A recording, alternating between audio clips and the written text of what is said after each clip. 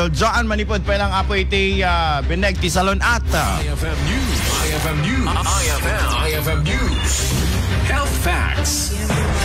Dr. Rodrigo Catcata na Jr., ti City Health Officer, iti siya dati lawag nga dahi tinagbali na surat ti asang kunyang panlunsod, signa ti pan naka-pull out dagiti birthing bed.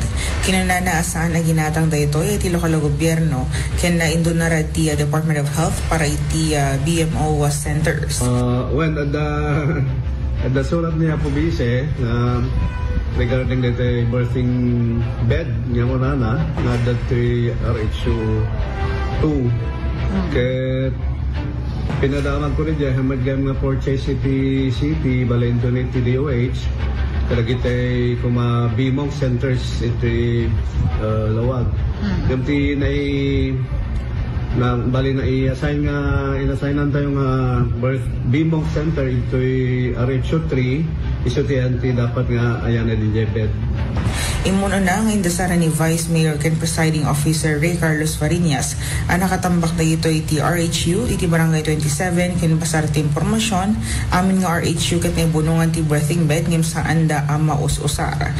Nagbisita tayo iti RHU ti Barangay 27 na po at nakita nga birthing bed.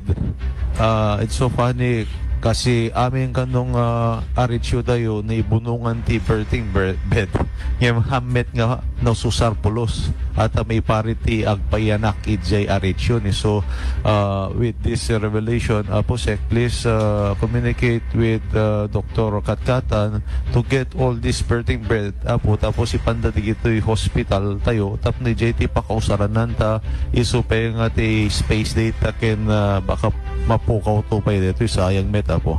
Yes, kawayatan na ipasingkay ni Catcatan na may simsim pamitin na ito tapos mausara dagiti sa bali ng ospital. Kadwa 99.5 by from Lawag, Idol John Agustin, Tatap, or